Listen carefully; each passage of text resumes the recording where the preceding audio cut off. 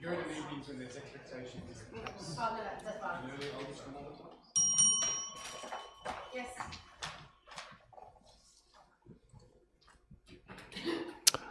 So good evening, everybody. On behalf of Council, I recognise the traditional custodians of the land and pay tribute to elders past, present and emerging.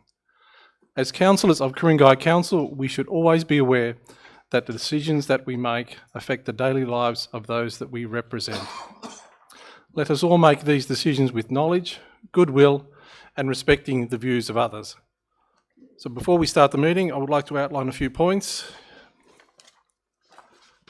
Tonight's meeting is live streamed as usual on the Council's website, and any speakers do not speak during a Council meeting, they speak at the public forum. The webcast of the meeting is available on Council's website, and the meeting commences once the Mayor is seated, and will cease if Council goes into a confidential session where the public and press are excluded pursuant to Section 10A of the Local Government Act. Council meetings remain open to the public as observers.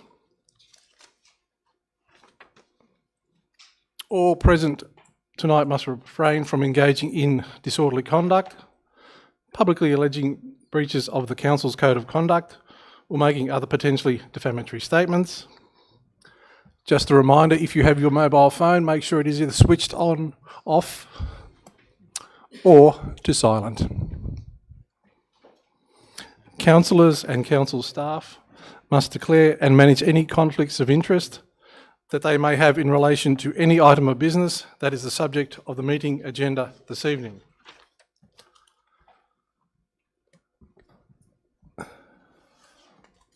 Apologies, we have two this evening, being Councillor Spencer and Councillor Greg Taylor, and I move that those apologies be accepted. And seconded by Councillor Kay, that is unanimous. Declarations of interest. Councillors, any declarations? Councillor Kay. GB4, which is the planning proposal for 4 to 10 Bridge Street, Pymble.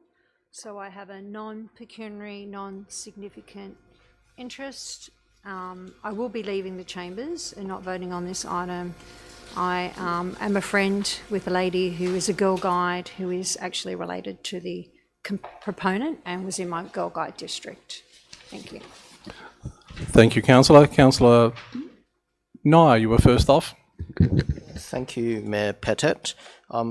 With regard to GB6, the planning proposal for Pymble Golf Club, I am appointed by Ku-ring-gai Council as a management committee member for Kids Youth Development Service.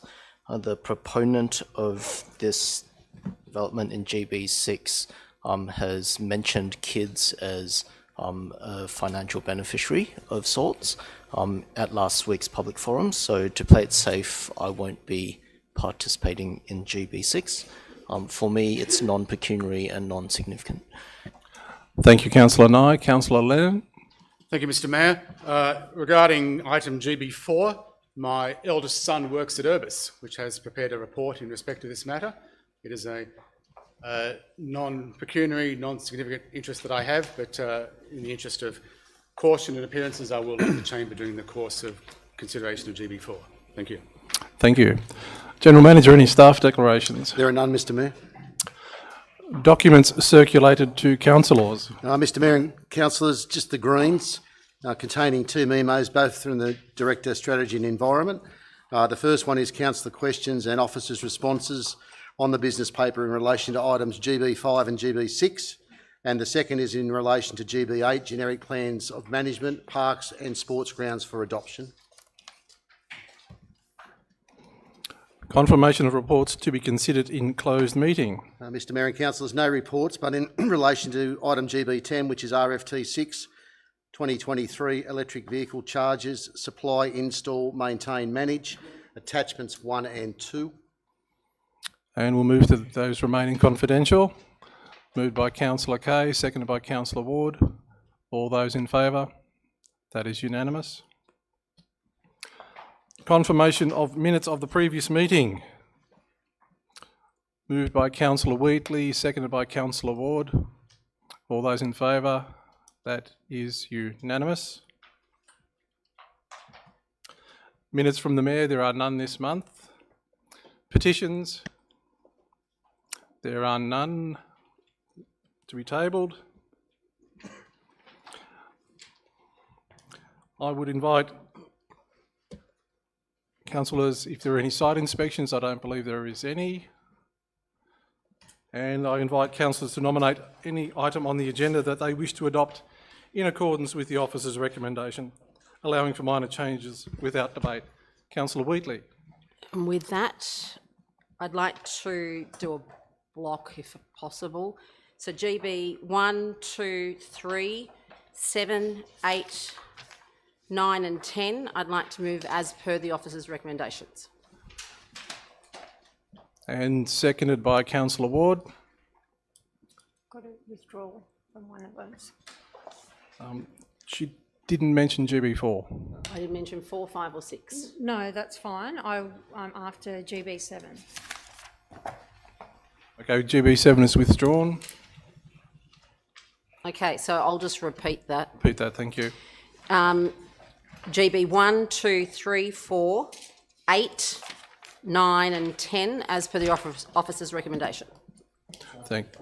Sorry, I said 1, 2, 3. 1, 2, 3. No, 7's not in. 8, 9 and 10. Yep. And that was seconded by Councillor Ward.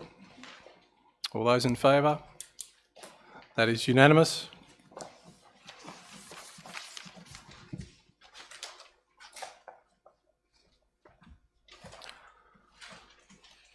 Takes us to GB4. We now move to GB4 and we have 2 councillors with a conflict, so if those councillors would withdraw, please.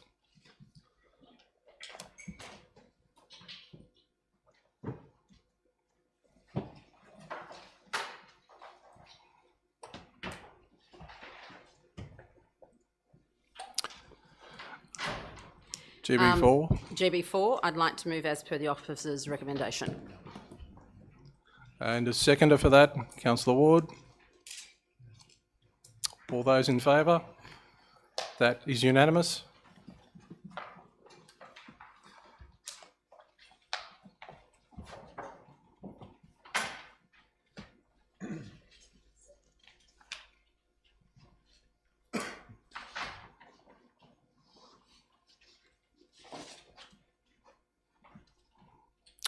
We move to GB5.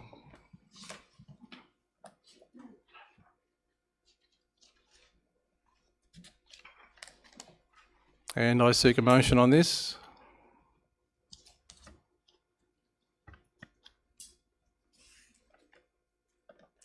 Councillor Kay. Sorry, I thought Martin put his hand up, but that's okay. I've got an alternate motion. If we could put that up, please.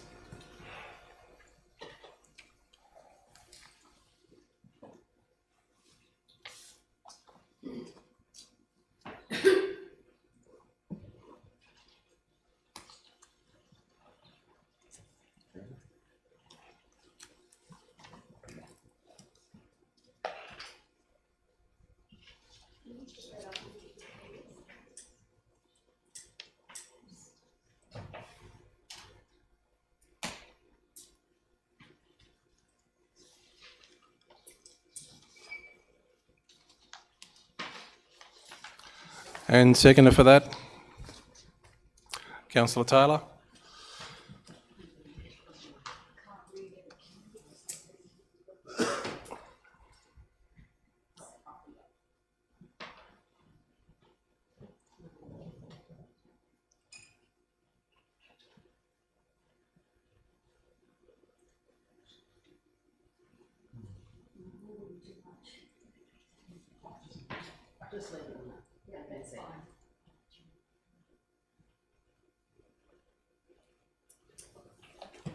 Councillor Kay.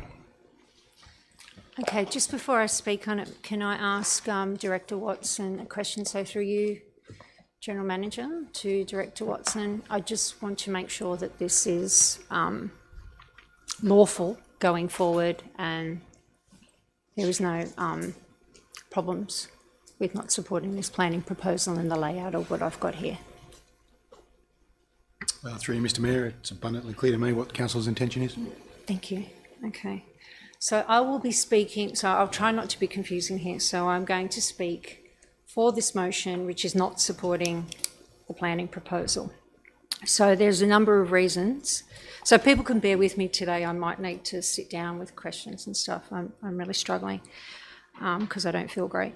For several reasons, traffic is the main concern for me, and the lack of infrastructure to support further development in St Ives, along with environmental factors as well as inconsistencies with our current adopted housing strategy from 2020.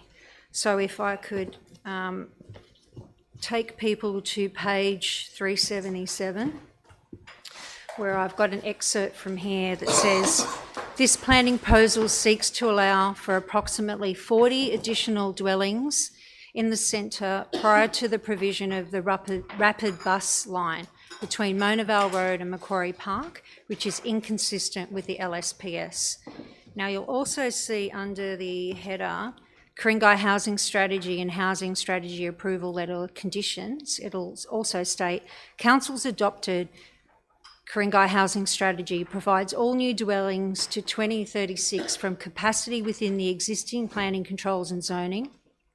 As the planning proposal is seeking to rezone the site and amend the development controls to enable delivery of residential housing on the site, it is inconsistent with the housing strategy. Now, if we could go now to page 378. Sorry, I'm just trying to make it a little bit easier for people to follow. So under the amendments required to be made to the planning proposal and supporting documentation, the assessment of the planning proposal has found there are a number of errors, inconsistencies and lack of detail or analysis provided within the documents that require adjustment.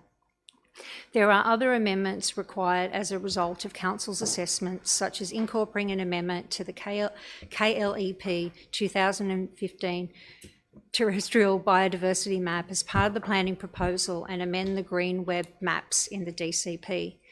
I personally would have preferred that these adjustments to be made prior to the approval of the gateway rather than after the fact. And if we are looking at amending the housing strategy or deviating away from what we had decided in 2020, I think this should be made as a collective group and brought back on the table so we have those discussions. We had lengthy discussions at the time to come up with that particular housing strategy. Now, I've got a few questions through you, General Manager, to the directors. So this will be to Michael Miosic, is my first. So what other DAs are in the progress or in the pipeline for Caledon Street? And when I talk about Caledon Street, I'm talking about the same site as Mona Vale Road. So it's the same site as 130 Caledon, St Ives. Through you, Mr Mayor, in terms of Caledon Street, there are 3 developments that have been approved and are presently under construction. And they are 99 Caledon Street, which is a 124-place SEP Seniors Living Aged Care Facility by the Thompson Health Care Group. 144 Caledon Street, 118-bed seniors living aged care facilities by Estia Health, and 142 Caledon Street, which is a 10-unit townhouse development that was approved by the Land and Environment Court. And that is it for Caledon Street at the moment. So when we talk about developments, how far are we with these developments? So would these developments at the point that they're at had any traffic considerations when we did our traffic study in February 2022, I believe? They were assessed against the relevant provisions, including traffic at the time the DAs were lodged. Those that went to the Land and Environment Court were also supplemented with evidence that went to the court of that nature. And ultimately, the court saw fit to approve these applications. Were there many objections with these applications? Yes, there were numerous objections to all applications. To all 3? Thank you. Correct. Okay. I'm going to sit down for a second. Hopefully someone else can ask some questions. Councillor Taylor. Thank you. Thank you, Mr Mayor. I just wanted to briefly speak for this motion. I share Councillor Kay's concerns about, in particular, the impact on traffic and parking on Colleton Street and in the area. And I also share her concerns about the impact on density. But I also feel that there is a stand of blue gums on the site, and when I read the business paper, it felt like we have not given enough consideration to preserving and protecting those particular trees. I understand that in this situation we're kind of battling state legislation. You know, there are various definitions of canopies and canopy remnants that we can't do a lot other than to influence upwards. But I still feel like we should be able to do more. And I find it particularly disconcerting that the blue gums on site were originally classified as flooded gums by the proponent and their arborist.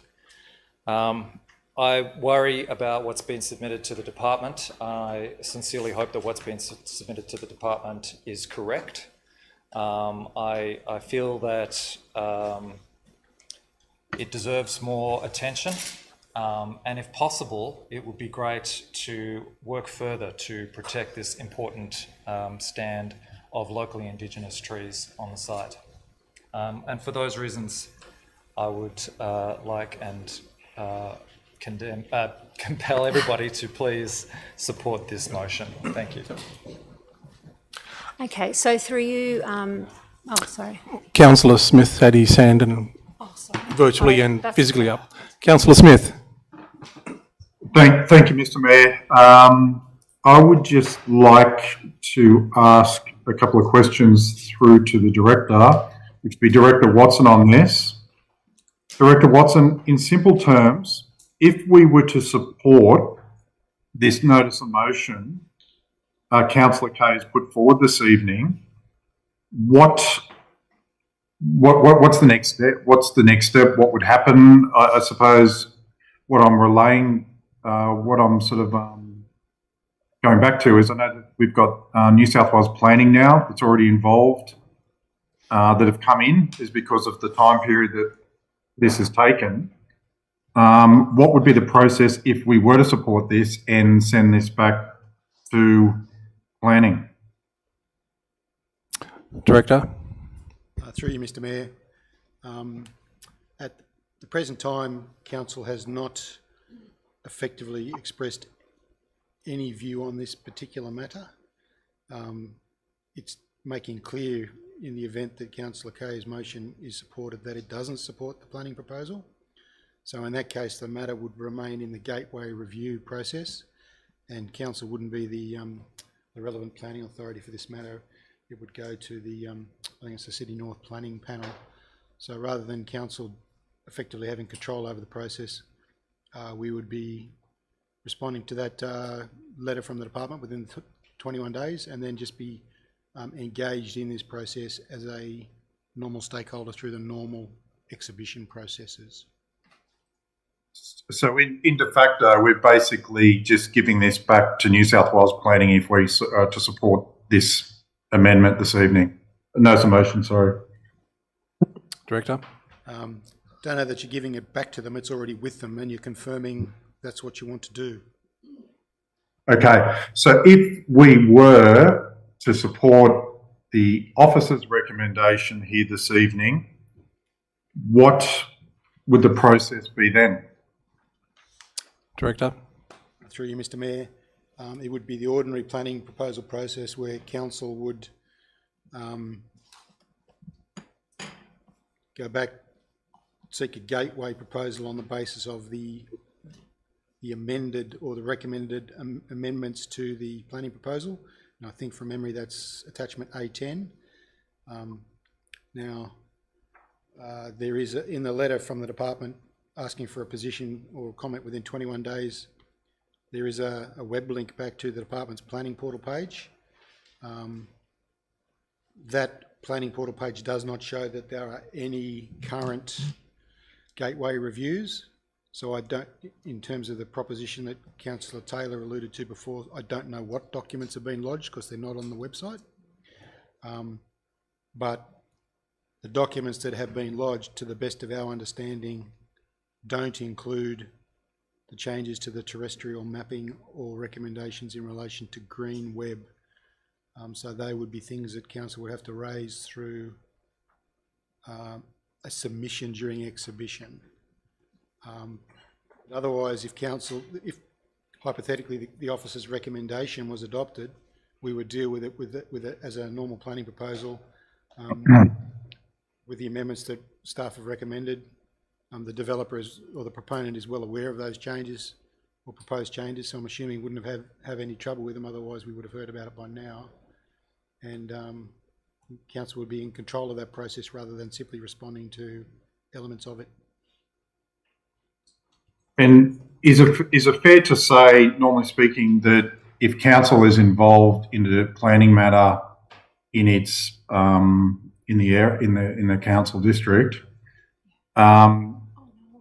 the outcome is generally better than for the community than what it would be if we were to send this back and that ultimately, by de facto, that it's back with the planning panel again? Through you, Mr. Mayor, all I can do is draw council's attention to the Lord's retirement proposal, planning proposal, Lord's retirement village down in Killara. What council may ultimately get out of that's the only other proposal that's been subject to a gateway review. What ultimately lands there may well not be, and is likely not to be, what council wanted. No. Now, whether council got what he wanted if it had have maintained control of that process is probably debatable, but it is fair to say that council has more control over the ultimate outcome where it remains the relevant planning authority. Yeah, my understanding with the planning panels operate swiftly and quickly and are moving through many a planning proposals versus when we've got something when we're dealing with it in-house and that we've ultimately got, a responsibility to the community and with what is looking at being proposed. Mr. Mayor, if I may ask a question through you to Councillor Kay, if I may. Far away. Councillor Kay, just firstly, I appreciate and I thank you for bringing this notice of motion forward. And I understand your good intentions on this, and Councillor Taylor as well. Just with the information that you've just heard there this evening from Director Watson in relation to that we will lose all control over this, are you still happy to push forward with this amendment, knowing damn well that it's going to go straight back to a planning panel and we then don't have any type of contribution, or our council officers can't offer any type of contribution in this? Councillor Kay, I think you've got the gist of it. Yes, unfortunately, I have some more questions, Councillor Smith, to the directors before I will answer that. Thank you. We're not debating. I think you've answered his question. That's okay, Councillor Kay. Councillor Smith. Yeah, sorry, I missed that. I'm not sure if it's just dropped out a little bit there. But Councillor Kay, just in relation to the information that you've just received now, are you comfortable in pushing this forward, knowing that we're giving it to the New South Wales Planning Panel? As I had stipulated, I have further questions for the directors before I would be in a position to answer that question. I need to have all the information clarified, Councillor Smith, if that's okay.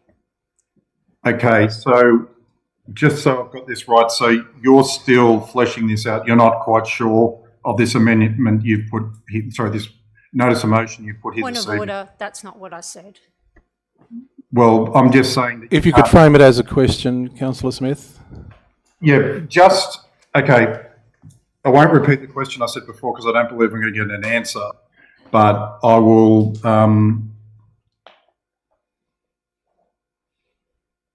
I'll let it go at the moment. I'll let Councillor Kay speak. Thank you. Thank you, Councillor Smith. Before I move back to Councillor Taylor, is there any dissent on this matter? If there is no dissent, then I'm quite happy to put the motion. So, as mover of the motion, Councillor Kay, would you like to sum up? Actually, I have some more questions if that is... I also have a question. No, it's sum up. Already asked. I think that's unfair and misleading because I had stipulated to Councillor Smith that I had a question and my light was on before you spoke. As well as Councillor Taylor for that matter. There being no dissent, I'm quite happy to... Do you wish to sum up, Councillor Kay? Could we have a clarification from the General Manager, Mr Mayor? in this General situation? Manager? Mr Mayor and councillors, it's the chair's rule, but the chair has asked for sum up. So.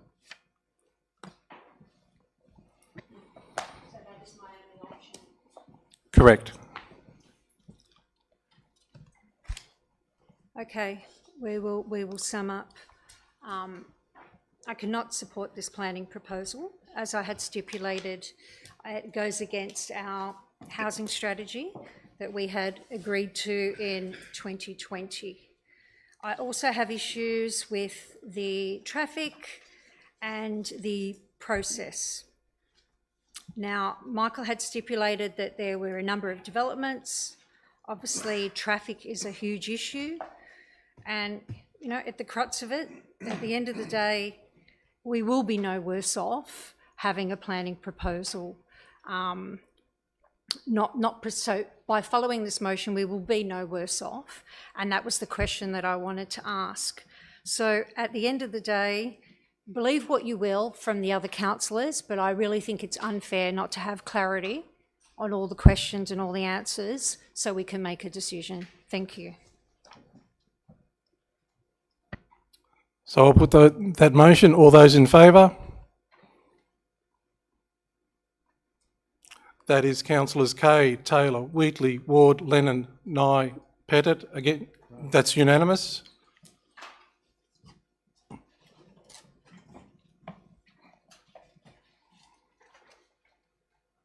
Councillors, we move to GB6. Councillor Nye, you have a conflict?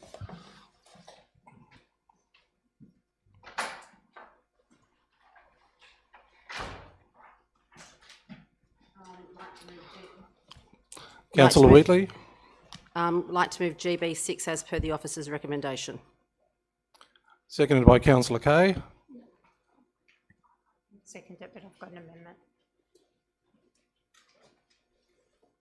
I'm sorry, I didn't hear that. She's got an amendment, apparently. I can second, I'm happy to do that, and then I have an additional amendment. Okay.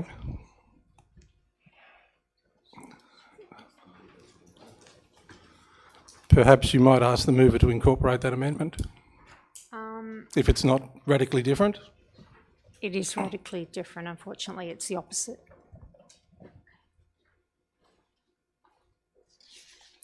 Okay, Councillor Wheatley, do you wish to speak to this at this point in time? Reserve my right. Councillor Kay, your amendment? Okay, if they can put it up.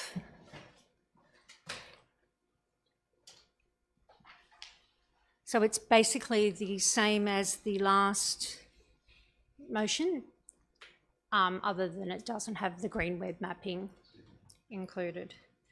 And seconder, Councillor Taylor? Your light's on, so I'm assuming that's why you had it. Yeah, happy to. Okay. Councillor Kay? So these are basically the same arguments at the end of the day, with the not consistent with the housing strategy, also traffic, as well as lack of infrastructure.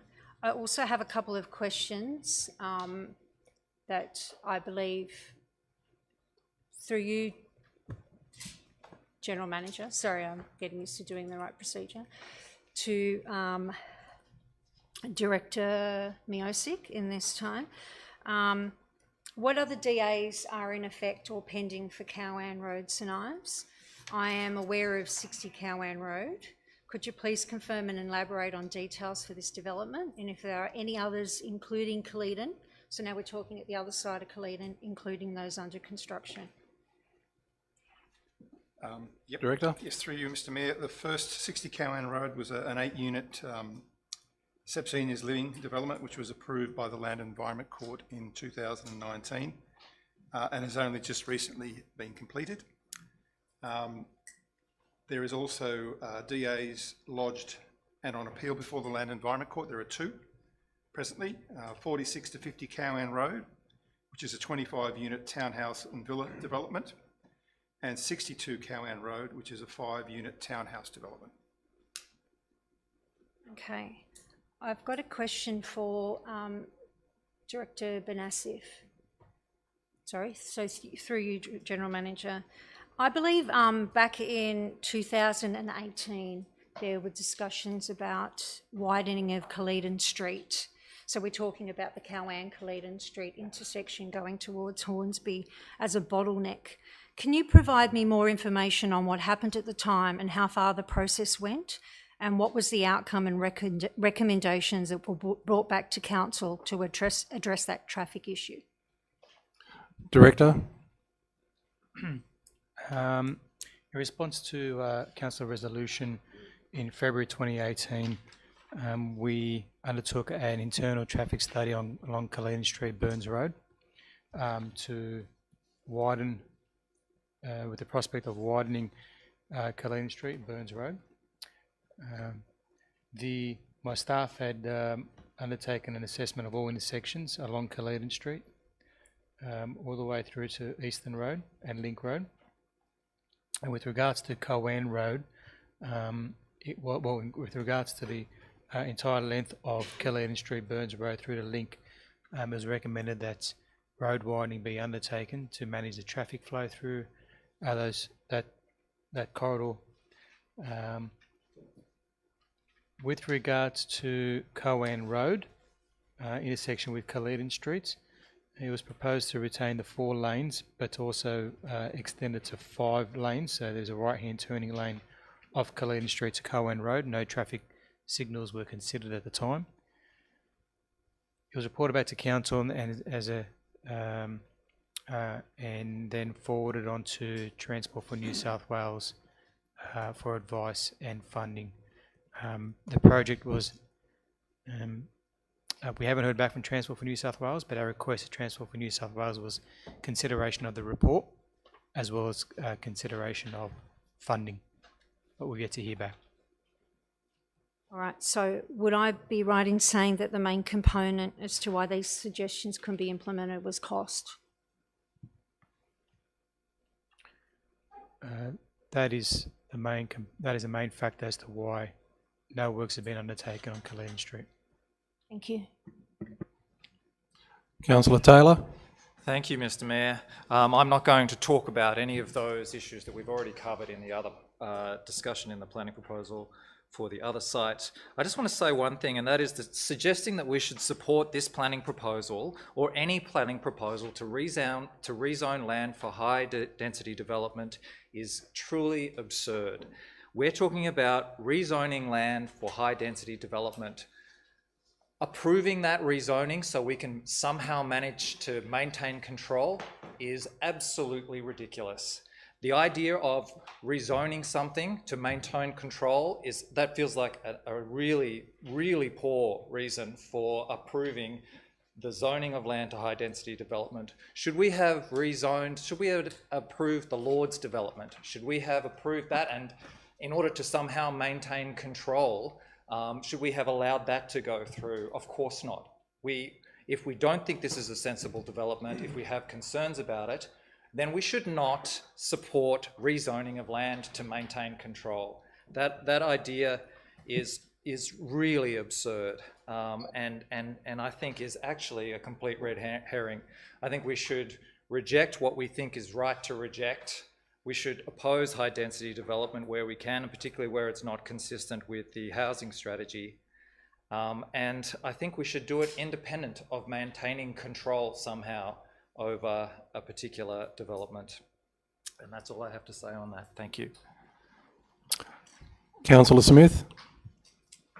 Mr. Mayor, I think it's great that we've got Councillor Taylor likes to jump up and make these big statements, but at the end of the day, as a council, we're operating under the New South Wales Planning Act, and that we have got the responsibilities, and we've got to look at what the facts are. So we can get up here and make ourselves look good in front of everybody about our speech and how great it is, but at the end of the day, as what Councillor Taylor just referred to, if, like the Lords, it's something that's gone drastically wrong, but it appears that we have some councillors here tonight that seem to be taking that approach. So my concern is, and again, I'll ask maybe Councillor Taylor on this one, would you take the same view as what you've taken on with this one, with the Linfield Village Hub? Thanks for the question, Councillor Smith. I think it's a completely different situation with the Linfield Village Hub. And I believe that the development at the hub and the additional dwellings is within the housing strategy. It is well understood and has been well understood for the last decade or more. I think it's a completely different situation. And really, I just find it extraordinary that anyone would suggest that we should rezone land for high-density development. I think you've answered his question. Okay. Mr. Mayor, may I ask another question through to you to Director Watson? Yes, Councillor Smith. Director Watson, could you please expand a bit further on, it was a notice of motion that I was involved in where it was we were taking on no more planning in Ku-ring-gai, but can you please advise what relevance that has on these particular planning matters that are put before us tonight? Are they relevant to this or not? Director. Through you, Mr. Mayor, Council's decision of late 2020 is effectively a political one. The Department of Planning, or DPIE's letter at the time, included a number of requirements that it expected Council to fulfil, and Council rejected all of them. Now, one of those requirements was specifically in relation to the Linfield Hub, and they put a time limit on submitting that planning proposal. And despite rejecting that condition, Council complied with it anyway. But in relation to St Ives, there was a requirement for Council to do a master plan, which Council did not do, but the Department of Planning at the time made it clear that Council was to facilitate private planning proposals in the event that it did not do that master plan. And a similar condition applied to the other major centres. And then early the next year, there was that statement of planning, or the statement of planning expectations from, I think it was Minister Roberts at the time, and that made it clear that councils were obliged to be complying with all of the conditions of housing strategy approvals. So the staff are in a situation where council has made a statement not to accept further dwellings, but the staff are legally obliged to be processing and dealing with planning proposals, whether or not they are contrary to that adopted position of the council. I hope that answers the question. Yeah, that does. In your view, and I think you made it quite clear on your view as far as it goes on Cleet Street, what the risks were. So I'm sort of giving a fair bit of leeway to Councillor Kay's and Taylor's notice of motion here. But could you just please advise what may be the impacts if we were not to support the staff recommendation on this? Director. Through you, Mr. Mayor, that requires speculation on my part. The two planning proposals are different in that the one in Coleton Street does not include, or when submitted did not include, the biodiversity mapping, but the one for the Cowan Road for the golf course is effectively substantially unaltered as a consequence of council staff assessment of it. So the risk is that both get approved, but one is cleaner and tidier than the other, if I can put it in those terms. And the Cowan Road one being the cleanest one. Thank you. Councillor Smith? That's it for the moment, thank you. I'll just throw in a quick question. With the timeframes of processing this, with Galeton Street, we had that certainly run over time, therefore allowing the proponent to take the course of action that they did. Where are we at within the timeframe for this particular one? Through you, Mr Mayor, this is also outside the 3 months. I mean, there's frankly very little you can actually do within 3 months, particularly given that you've got to refer all planning proposals off to the KLPP first. But, you know, I think the proponent and his team made it very clear at the public forum last week that they had been happy with the way the matter was being processed. And to this point, they have chosen not to lodge a gateway review because, frankly, if you think you're going to get an endorsement from the local planning authority, it's quicker and easier to avoid a gateway review. It may well be that after this they lodge a gateway review, which is their entitlement.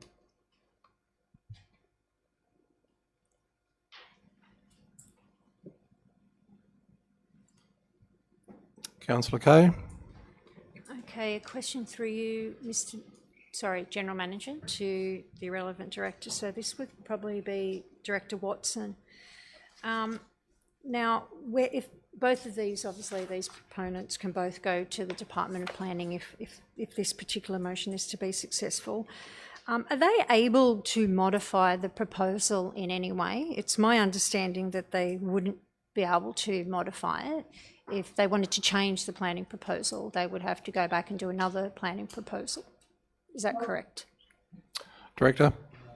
Mayor, I'll look at the Brains Trust and get a nod, but it's my understanding there has been cases where planning proposals have been amended through the review process, but that is certainly not the way it's intended. So that, to my understanding, that matter is in dispute. It's my understanding that there was a gateway review in Borkham Hills where what was ultimately given a gateway determination was substantially different to what was originally lodged. But it's my understanding that's not the intention of the process. Yeah, I wouldn't imagine that, you know, they're suddenly not going to make something 10 stories. It's got to be suitable in the character of what they're applying for. Through you, Mr Mayor, I wouldn't foresee that happening in this case, but again, that's speculation on my part. Thank you. Councillor Smith, did you speak to it? It's okay. Mr Mayor, through you to Director Watson, generally speaking, does a developer prefer to deal with planning matters through a council, or do they prefer to deal with it through a planning panel? Director? Through you, Mr Mayor, that again calls for speculation on my part, but I imagine a planning proposal proponent would prefer to deal with whichever pathway would get the outcome they require in the quickest and easiest amount of time. And quite often that is through the local council. It's as far as it goes with if you're dealing with a planning matter with developments, my understanding is, and from what I've seen on many occasions, the planning panels seem to be a lot more generous to the developer than what a local council is. Is that fair to say? Director? Through you, Mr Mayor, that's perhaps a question that should be directed to Director Morrissey, given that the bulk of the matters that have been to planning panels would be development application matters. We've only had one gateway review, and that's Lord's. Director? Sorry, Mr Mayor, could I ask the councillor to repeat the question, please? Just in relation to, so we're looking at this particular case here where it would go through the council and council officers. Is the developer reaping more benefits going through council in going through a development application, or do they tend to do better when they go through Sydney planning panel and the courts and so forth? Through you, Mr. Mayor, that choice is not really available to applicants. If a matter has to go to, a matter is predetermined by various criteria to go to the Sydney North Planning Panel, to the local panel, which is the KLPP, or understaffed, to be determined understaffed delegation. The only choice that the applicant has to not progress their application to be determined by those authorities is to appeal to the Land Environment Court, in which case the Land Environment Court becomes the consent authority. What I'm trying to understand, I suppose, in relation to these matters, if we've got an application and we know that a developer is going to take it further, are they going to reap more benefit taking it further than if they were to try and deal with us? Because if they're dealing with the council, as you said there before, there's the opportunity of getting it through faster, but we've got more control of DCPs and sitting down for a better outcome. Is that fair to say or not? Through you, Mr. Mayor, I wouldn't necessarily agree with that. I think at the end of the day, whether an applicant leaves their application with council or the various local or district panel to determine, or whether they go to the Land Environment Court and seek the court to be the consent authority, both those panels and the staff, as well as the court, are bound by the same considerations. They have to consider all of the relevant matters under section 4.15 of the Environmental Planning and Assessment Act. So, you know, the only difference would be some perception by some applicants that if they go to the Land Environment Court, notwithstanding the expense, they'll somehow get a quicker outcome. And that's not necessarily the case. Okay, so in the case that you were dealing with the Lords, where we had a matter and it went outside to another planning panel, outside of council's, if you like, ability to work with it, that was a far worse outcome for the local area, wasn't it? Director? Through you, Mr. Mayor. That's a rezoning. It's as yet undetermined, so it's hard to draw conclusions, but council was of a mind to reject that planning proposal outright, and certainly granting the matter a gateway determination, you couldn't say the council's position is necessarily going to be upheld in that process, no. Okay, so are you saying then that it would be, I suppose the the notice of motion that's been put forward here on this one as well is to just literally push it aside, reject it, let it have another spin in the cycle. So you're saying that's potentially a benefit to go down this way? Director?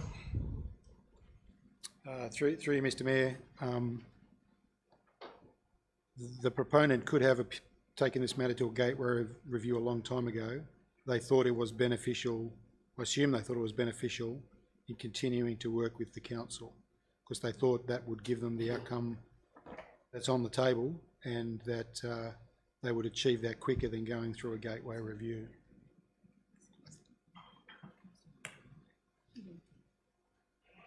Councillor Smith, anything further? Thank you. Councillor Ward? Thank you, Mr. Mayor. Through you, General Manager. Having a read of the papers, my question is to whichever director. Is that number of stories in keeping with all the other buildings that are there? 78. Director? Through you, Mr. Mayor. The staff have recommended, and the applicant is on board, with lower floor space and lower height than would ordinarily apply in an R4 zone. So you end up with the best of both worlds. You end up with a smaller building with a smaller footprint than you would get under an R3 zone. So it's, in many respects, a better outcome than some of the adjoining zones. And just one more question, Mr. Mayor. I read the traffic report here, and I agree with Councillor Kay. This report speaks positively about traffic in that area, but I know personally that traffic is really quite congested in that area. And we heard Director Bonisef talk about it as well. Did we take into consideration what we can do to alleviate some of those traffic congestion issues? Director? Through you, Mr. Mayor, the short answer is there's not a lot that can be done through the planning proposal process to deal with wider network traffic matters. And this matter, both the matters you've considered tonight, their consideration bears in mind broader traffic issues, but they do not cumulatively add very much additional traffic to the problem that already exists. And we know So we don't talk about the traffic necessarily in a positive way. It's not necessarily having a significantly adverse greater effect than is already in place. So through you, Mr. Mayor, and this is a hypothetical, we all know that the new New South Wales State Government is coming in and are going to impose stricter rules on different councils to be accommodating more housing. If this was to go, if we don't approve it, and if it was to go to them, what are the chances that they will win? And we've wasted a lot of time and effort. Director? Through you, Mr. Mayor, Deputy Mayor, again, that will cause me to speculate, but the two issues are not necessarily related. The planning process will continue irrespective of political overtures that the new government is making about increased density generally across Sydney. Thank you. Councillor Kay? Through you, General Manager, to Director Watson. I just want to clarify, Director Watson, have you driven down Cowan Road lately in St Ives? Because I live in St Ives and I've got plenty of feedback about that, so can you just... Director? Through you, Mr. Mayor, unfortunately I have. Okay, so my concerns, because I do regularly use that route, is at both ends. So we have Mona Vale and Cowan. As you know, that is an exit from the shopping centre. So coming out of the shopping centre, turning onto right onto Cowan at any time of day is problematic. Trying to turn onto Kaliton left or right in peak hour is virtually impossible. To turn right, myself and numerous other residents would not even turn right. It's just not safe to do so. It can take you 10 minutes of waiting, again, as we discuss the Kaliton. This is a very long question and you're actually debating again.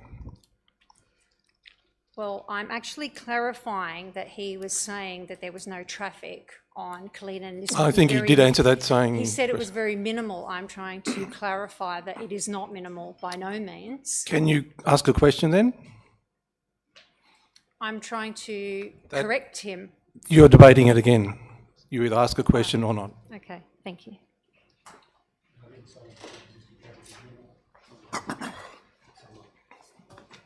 There being no further lights on, I'll move to sum up.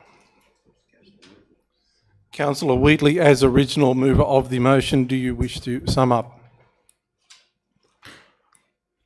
No, I'm all good. Okay. We will put the amendment, which is by Councillor Kay and Councillor Taylor. All those in favour of the amendment? That is Councillors Kay, Taylor, Wheatley, Lennon, Smith, Pettit. It's unanimous. That becomes the motion. All those in favour? That is unanimous. We'll get Councillor Nye back and move to GB7.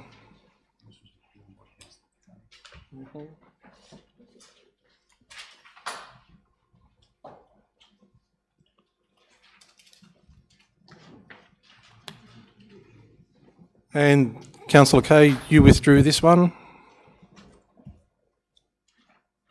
So I'm happy to move the staff recommendation, if I may. And I'm happy to second that. All right. I just basically wanted to just highlight and stipulate my sympathy towards this owner at the end of the day, and the process which I feel in council has failed him at the end of the day. Unfortunately, after a site inspection, I too do believe it's heritage, and that is a fact I can't change. It's unfortunate that for him, and I said I really do sympathise with the process and feel that the process was flawed, or in better terms, we can do better and moving forward. I just wanted to actually ask a question through you, General Manager, to the relevant director or manager, just to go through that process so we have an understanding. Mr. Fabro?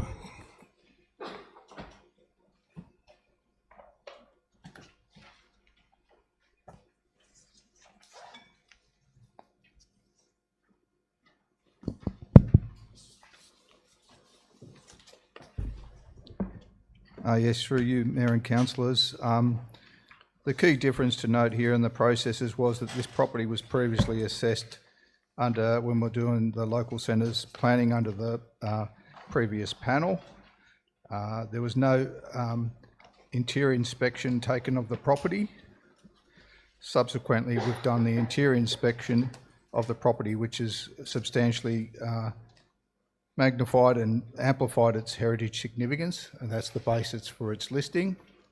It's also noted that the context around the built environment around the 10 Park Crescent is still amenable to having this property listed.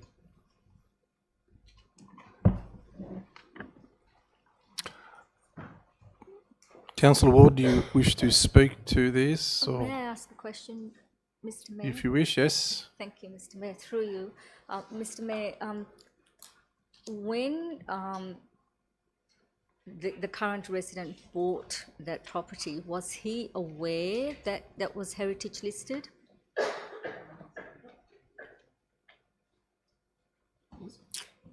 Director, if you can speculate whether the person knew or didn't know. Through you, Mr. Mayor, at the time the current owner acquired the property wasn't heritage listed. So, through you, Mr. Mayor, what prompted us to do that, to go and then look at that property? Director? Through you, Mr. Mayor, the importance of the interior was brought to our attention. And councillors will recall that this isn't the first time this has happened. It may be an unfortunate process, but it's not the first time and probably won't be the last. It's happened also in relation to some mid-century modern buildings that sit on, in battle axe blocks, for example, things that aren't necessarily picked up by a drive-by. But we've had a number of these brought to our attention by people outside of the council. Yeah. I mean, I too sympathise with the current owner of the property, but I also have looked at the property and it has great significance, heritage significance.